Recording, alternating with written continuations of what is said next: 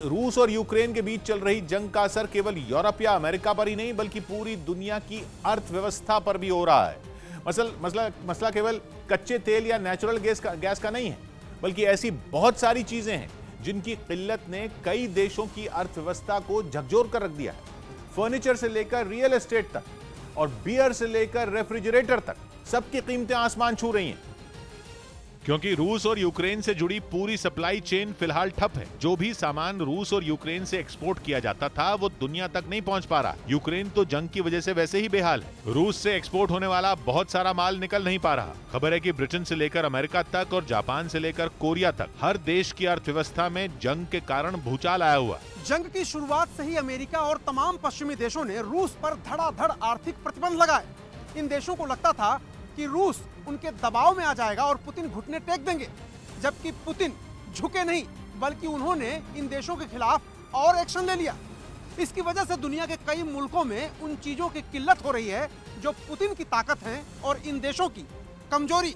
कहीं फर्नीचर के दाम आसमान छू रहे हैं तो कहीं रियल एस्टेट में आग लगी है, कहीं रेफ्रिजरेटर नहीं बन रहे तो कहीं बियर बनाना मुश्किल हो रहा है। हर मुल्क की अर्थव्यवस्था की अपनी अपनी टेंशन है, लेकिन सबकी जड़ में रूस और यूक्रेन की जंग है, जिसकी वजह से पूरी दुनिया ऐसी मुसीबत का सामना कर रही है जिसका अंत करीब नहीं दिख रहा। खबर है कि यूक्रेन से नियोन नाम की एक गैस का पूरी दुनिया में एक्सपोर्ट होता है। यह ऐसी गैस है जिसका इस्तेमाल सेमीकंडक्टर बनाने में किया जाता है, और सेमीकंडक्टर ऐसे उपकरण होते हैं जिनका इस्तेमाल कंप्यूटर, स्मार्टफोन, एसी, फ्रिज, यहां तक कि कारें तक बनाने में होता है। मतलब यह कि अगर नियोन का प्रोडक्शन ठप हुआ तो इन सब का बनना मुश्किल है। और यूक्रेन में दुनिया की 70% नियोन गैस बनती है। यूक्रेन में भी केवल 2 ही कंपनियां हैं जो इस गैस की सप्लाई करती हैं। एक का प्लांट है उस मारियोपोल शहर में जो खंडर बन चुका है, दूसरा प्लांट है ओदेसा में जहां भयंकर बमबारी हो रही है। इसीलिए मैन्युफैक्चरिंग से जुड़े लोगों के सामने दुनिया भर में एक ऐसा संकट खड़ा हो गया है जिसका समाधान केवल जंग का अंत है। दूसरी तरफ यूरोप और ब्रिटेन में फर्नीचर के दाम अभी से कई गुना बढ़ चुके हैं। इसकी वजह भी रूस और यूक्रेन की जंग ही है।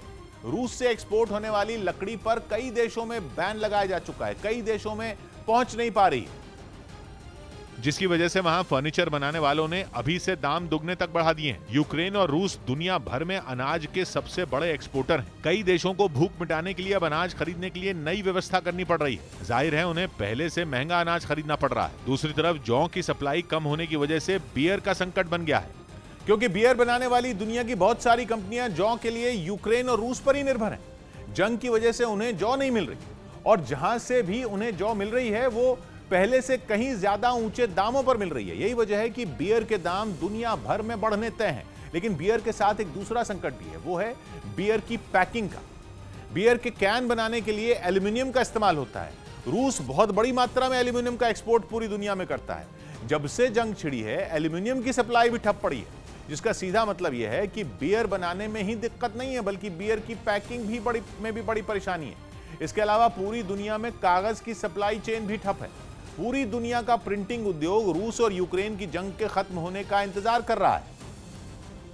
लेकिन ये छोटी छोटी परेशानियां मिलकर दुनिया के लिए बहुत बड़ी मुसीबत खड़ी करने वाली हैं। सबसे बड़ा संकट है जंग की टाइमिंग। पिछले साल तक कोरोना वायरस की वजह से पूरी दुनिया आर्थिक तौर पर लाचार बनी रही, लेकिन इस बार दुनिया की महाशक्तियां ही नहीं हर देश अपनी अर्थव्यवस्था के पटरी पर लौटने की उम्मीद कर रहा है। पहले से महंगा कच्चा तेल दुनिया के लिए मुसीबत बन गया है। बड़े बड़े मुल्क लाख कोशिश के बावजूद महंगाई से बेहाल है। ऊपर से अलग अलग उद्योगों की बेहाली दुनिया का गणित बिगाड़ने वाली है।